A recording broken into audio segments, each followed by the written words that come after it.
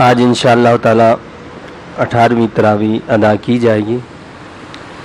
یہ پارہ نمبر 26 کے ثلاثہ سے لے کر پارہ 28 کے نصف تک تلاوت پر مشتمل ہوگی۔ سب سے پہلے اس میں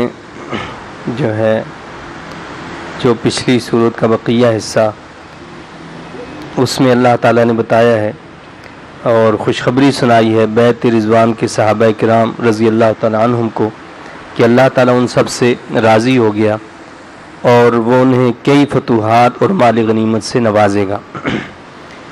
عمرہ کے بارے میں رسول اللہ صلی اللہ علیہ وسلم کے خواب کی سچائی بیان کر کے یہ بات بالکل واضح کی گئی ہے کہ دین اسلام غالب ہونے کے لیے آیا ہے، اور رسول اللہ صلی اللہ علیہ وسلم اور صحابہ کرام کی شان یہ بتائی ہے کہ وہ کافروں پر سخت اور آپس میں ایک دوسرے کے لیے رحم دل ہوتے ہیں۔ اس کے بعد سورہ الحجرات ہے۔ اللہ تعالیٰ نے اس میں اہم تعلیمات دی ہیں۔ دنیا کے اندر ہم یہ دیکھتے ہیں کہ ہر سربراہ اور ہر حاکم جو ہوتا ہے وہ اپنے یہاں کے کچھ قواعد کچھ ضوابط بناتا ہے اور ان کے مطابق عمل کیا جاتا ہے، لیکن حضور انور صلی اللہ علیہ وسلم کی بارگاہ کے آداب یہ اللہ تعالیٰ نے خود بتائے ہیں، خود بیان فرمائے ہیں کہ میرے حبیب علیہ السلام کی بارگاہ کا ادب کیا ہے، کیسے آپ کی بارگاہ میں آئیں، کیسے بیٹھیں، کیسے گفتگو کریں، یہ ساری باتیں اللہ تعالیٰ نے خود تعلیم فرمائی ہیں۔ تو یہ سورہ حجرات اس کی ابتدائی آیات میں اسی حوالے سے آگاہ کیا گیا ہے۔ فرمایا کہ اللہ اور اس کے رسول صلی اللہ علیہ وسلم سے پیش قدمی یہ جائز نہیں ہے، یہ ایک آئینی اور دستوری شک ہے کہ وہی یعنی قرآن و سنت کے خلاف نہ کوئی قانون سازی ہو سکتی ہے اور نہ کسی کو یہ حق حاصل ہے کہ وہ قرآن و سنت کے خلاف رائے اختیار کریں۔ یعنی وہ چیز جس کو قرآن اور سنت نے واضح کر دیا ہے تو وہاں کوئی بھی رائے کا کوئی بھی قانون سازی کا اختیار نہیں رکھتا کہ وہ اللہ تعالیٰ نے خود اس کا قانون بیان فرما دیا ہے۔ آگے بتایا گیا ہے کہ لا ترفعوا اصواتکم فوق صوت النبی، حضور انور صلی اللہ علیہ وسلم کی بارگاہ میں فرمایا کہ تم اپنی آوازوں کو بھی اونچا نہ کرو۔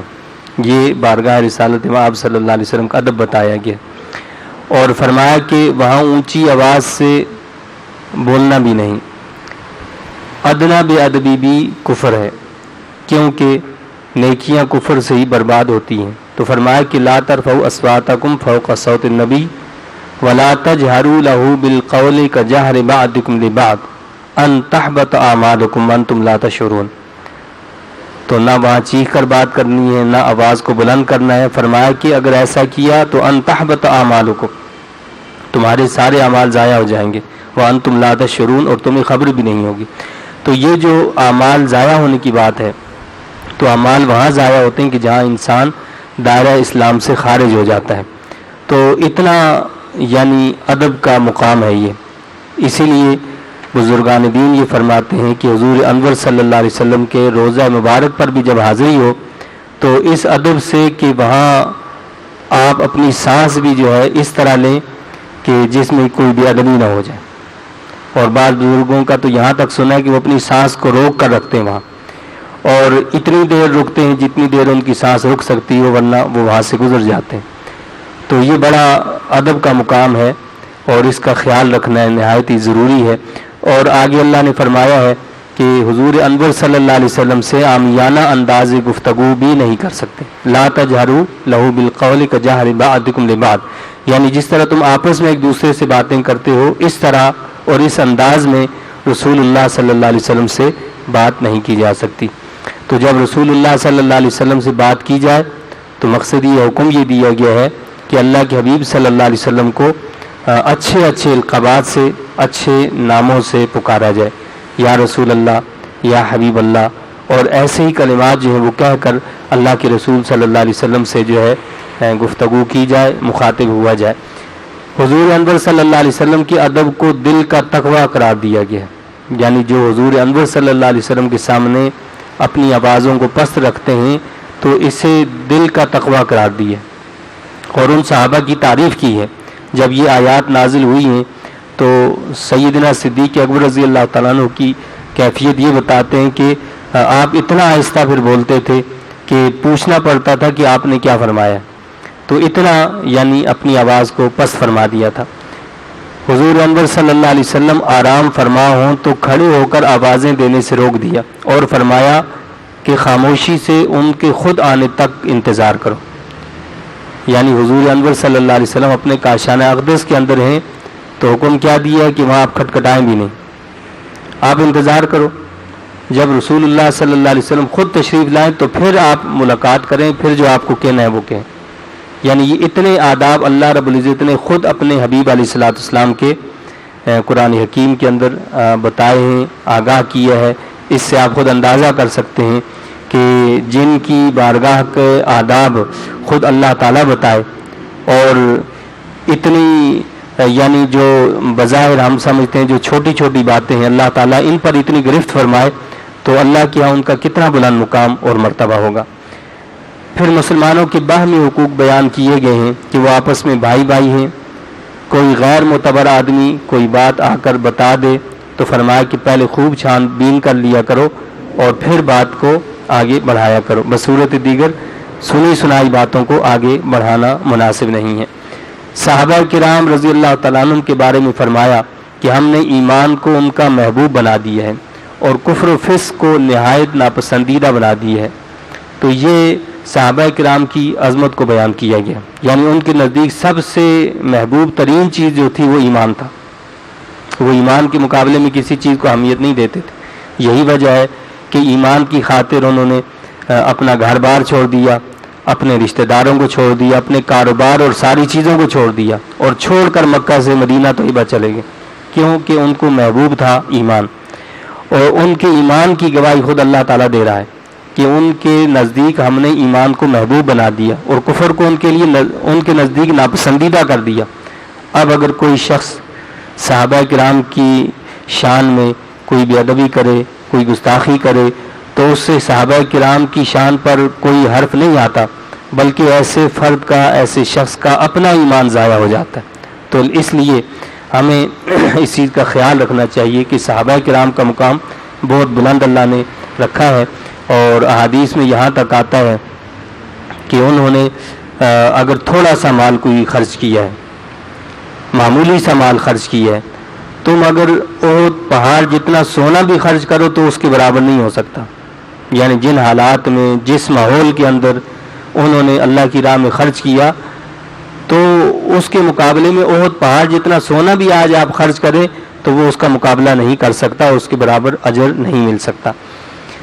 مسلمانوں میں صلح کرانے کی تعلیم دی گئی ہے کہ اگر دو مسلمانوں میں کہیں نا اتفاقی ہو جاتی ہے، دو گروہوں میں نا اتفاقی ہو جاتی ہے، تو فرمایا کہ تم بیٹھ کر تماشا نہ دیکھو بلکہ ان کے درمیان آپس میں صلح کرا دو۔ مذاق اڑانے، لعن طعن کرنے، برے القابات سے پکارنے، بدگمانی کرنے، تجسس کرنے اور غیبت سے منع فرمایا گیا۔ یعنی یہ ہمارے معاشرے کی جو بہت ساری بیماریاں ہیں، اللہ تعالیٰ نے ان ساری بیماریوں کا نام لے لے کر ان سے روکا ہے، منع فرمایا کہ یہی وہ بیماریاں ہیں کہ جو معاشرے کے اندر بگاڑ پیدا کرتی ہیں۔ اور مذاق ہی مذاق میں جو ہوتا ہے انسان جو ہے وہ بعض اوقات دشمنی کو جو ہے وہ مول لے لیتا ہے، اور معاشرہ اور گھر جو ہے وہ تباہ ہو جایا کرتا ہے۔ اسلام اور ایمان کے فرق کو نمایاں کیا گیا ہے کہ ایمان تو دل کی گہرائیوں میں پیوست ہو جاتا ہے، جبکہ اسلام ظاہری جھکاؤ کا نام ہے۔ منافقین کو بتایا ہے کہ اپنے اسلام کا احسان نہ جتلائیں۔ پھر سورہ قاف شروع ہوتی ہے۔ مشرکین مکہ کے امکان آخرت کے بارے میں شکوک و شبہات پر مشتمل اعتراضات کا جواب دیا گیا ہے، امکان آخرت کے دلائل دیے گئے ہیں، 8 قوموں کی ہلاکت سے عبرت حاصل کرنے اور اللہ کے قانون جزا و سزا کو تسلیم کر کے آخرت پر ایمان لانے کی ہدایت کی گئی ہے۔ آخرت کی عقلی دلیلیں دی گئی ہیں۔ عالم نزا، موت اور دوزخ کا نقشہ کھینچ کر اسلام دشمن مشرکین اور کافرین کو دوزخ کے عذاب سے ڈرایا گیا ہے۔ متقین اور خاشعین کے لیے جنت میں اجر و ثواب کی تفصیل کو بھی بیان فرمایا ہے۔ دل اور کان رکھنے والوں کو تاریخ ہلاکت اور قدرت تخلیق سے عبرت حاصل کرنے کی نصیحت کی گئی ہے۔ رسول اللہ صلی اللہ علیہ وسلم کو اذیت رسانیوں پر صبر اور نماز کی ہدایت کی گئی ہے۔ اس کے بعد سورہ الذاریات شروع ہوتی ہے۔ امکان آخرت پر ہواؤں سے آفاقی دلائل دیے ہیں۔ آفاقی دلائل کے ذریعے قیامت کے دن کے بارے میں اندازے لگانے والوں کا رد کیا گیا ہے۔ متقین کی 4 صفات بیان کر کے الخراسون سے موازنہ کیا گیا، یعنی جو اندازے لگانے والے ہیں، جو تخمینے لگانے والے ہیں، تو ان سے موازنہ کیا ہے۔ بڑھاپے میں حضرت سیدنا ابراہیم علیہ السلام کو فرشتوں کی جانب سے اولاد کی خوشخبری سنائی گئی ہے۔ اس کے بعد پارہ نمبر 27 شروع ہوتا ہے۔ اس میں اللہ تعالیٰ نے ان فرشتوں کا ہی ذکر کیا ہے جنہوں نے ابراہیم علیہ السلام کو اولاد کی خوشخبری دی کہ وہی فرشتے فلسطین سے اردن حضرت لوط علیہ السلام کے پاس پہنچے اور ان کی قوم کی ہلاکت کی بری خبر ان کو سنائی، یعنی ان لوگوں نے، انہی فرشتوں نے جنہوں نے یہاں خوشخبری دی ابراہیم علیہ السلام کو اولاد کی، لوط علیہ السلام کے پاس وہی فرشتے پہنچے اور انہوں نے ان کی قوم کی ہلاکت کی خبر ان کو سنائی کہ آپ کی قوم کو تباہ اور برباد کر دیا جائے گا۔ فرعون اور اس کے لشکروں کی ہلاکت کا ذکر کیا گیا۔ مجرمین و مسرفین قوموں کو داخل جہنم کیے جانے کا ذکر ہوا۔ اس کے بعد سورہ طور شروع ہوتی ہے۔ روز قیامت کو جھٹلانے والوں کو جو ہے خبردار کیا گیا ہے۔ متقین کے لیے اخروی انعامات و اکرامات کا تذکرہ کیا ہے۔ رسول اللہ صلی اللہ علیہ وسلم کو الزامات کے ماحول میں بھی قرآن کی تذکیر اور نصیحت جاری رکھنے کا حکم دیا گیا ہے۔ پھر سورہ النجم شروع ہوتی ہے۔ اس میں مشاہدات معراج کے موقع پر رسول اللہ صلی اللہ علیہ وسلم کی دلچسپی، دل جمعی اور توجہ کی تعریف کی گئی ہے، یعنی حضور انور صلی اللہ علیہ وسلم جو ہیں اللہ کی بارگاہ میں حاضر ہوئے۔ یہ وہ مقام تھا کہ جس کے لیے اللہ نے فرمایا کہ دنا فتدلہ فکان قاب قوسین او ادنا، اللہ کا اتنا قرب حاصل ہوا جیسے 2 کمانیں، فرمایا کہ بلکہ ان سے بھی زیادہ قربت حاصل ہوئی۔ تو یہ وہ موقع تھا جب اللہ کے حبیب علیہ الصلوۃ والسلام نے اپنے رب کا دیدار بھی کیا، اپنے رب سے ہم کلامی کا شرف بھی حاصل ہوا۔ اس کے بعد مشرکین و منکرین پر تنقید کی گئی ہے کہ یہ محض خیال و گمان کی پیروی کرنے والے لوگ ہیں۔ صحیفہ ابراہیم اور صحیفہ موسیٰ علیہ السلام کی تعلیمات کا خلاصہ بیان کیا ہے۔ قرآن کریم کے بارے میں بتایا کہ پچھلے صحیفوں کی طرح انذار کا فریضہ یہ بھی انجام دے رہا ہے، یعنی قرآن کی تعلیم بھی وہی ہے جو پہلی کتابوں میں تعلیم دی گئی تھی۔ جس طرح ان میں ڈراوا تھا، جس طرح ان میں خوشخبریاں دی گئی تھیں، اسی طرح اس قرآن مجید کے اندر بھی تعلیمات دی گئی ہیں۔ پھر سورہ قمر شروع ہوتی ہے۔ واقعہ شق القمر بیان کر کے قرب قیامت کی طرف اشارہ کیا گیا، یعنی جب چاند کے دو ٹکڑے ہوئے، اللہ کے رسول صلی اللہ علیہ وسلم کے اس معجزے کا ذکر کر کے قرب قیامت کی طرف اشارہ فرمایا۔ قوم نوح اور قوم عاد، قوم سمود، قوم لوط اور آل فرعون کی تکذیب کا ذکر کیا گیا ہے۔ سوالیہ انداز سے قریش کو سمجھایا گیا ہے کہ کفار اپنی جمعیت کے باوجود شکست کھا جائیں گے۔ اس کے بعد سورہ الرحمن شروع ہوتی ہے۔ اللہ تعالیٰ کی رحمانیت، قدرت اور ربوبیت کے دلائل دے کر جزا و سزا کو ثابت کیا گیا ہے۔ قیامت کے احوال کا اجمالی ذکر ہے، پھر مختصراً دوزخ کے احوال بھی بیان کیے گئے ہیں۔ اللہ کی عدالت میں پیشی سے ڈرنے والوں کی جزا اور جنت کی اضافی نعمتوں کا ذکر کیا گیا ہے۔ پھر سورہ الواقعہ شروع ہوتی ہے۔ مناظر قیامت بیان کر کے بتایا کہ سب لوگ اس دن 3 گروہوں میں تقسیم ہوں گے، اصحاب المشأمہ، اصحاب المیمنہ اور السابقون۔ تو اصحاب المشأمہ یعنی بائیں ہاتھ والے، اصحاب المیمنہ دائیں ہاتھ والے، اور السابقون نیکیوں میں سبقت کرنے والے لوگ۔ تو جن میں سے 2 جنتی اور 1 دوزخی ہوگا، یعنی اصحاب المیمنہ اور السابقون یہ 2 گروہ ہیں جن کو اللہ تعالیٰ جنت میں داخل فرمائے گا۔ اللہ ہم سب کو ان 2 گروہوں میں سے کر دے کہ جن کو اللہ تعالیٰ جنت میں داخل فرمائے گا، اور ایک جو گروہ جہنم میں جائے گا وہ اصحاب المشأمہ ہے، تو اللہ اس سے ہمیں محفوظ رکھے۔ السابقون یعنی نیکیوں میں آگے بڑھنے والوں کے اخروی حالات کو بھی بیان کیا گیا ہے۔ اصحاب الیمین کے اخروی انعامات اور اصحاب الشمال کے جرائم کا تذکرہ کیا گیا ہے، اور دلائل سے امکان آخرت کو ثابت کیا گیا ہے۔ اللہ تعالیٰ سے دعا اور التجا ہے کہ اللہ تعالیٰ ہمیں ان تعلیمات کی سمجھ عطا فرمائے، اور ان تعلیمات کے مطابق ہمیں عمل کرنے کی توفیق عطا فرمائے. آمین. وآخر دعوانا الحمد للہ رب العالمین.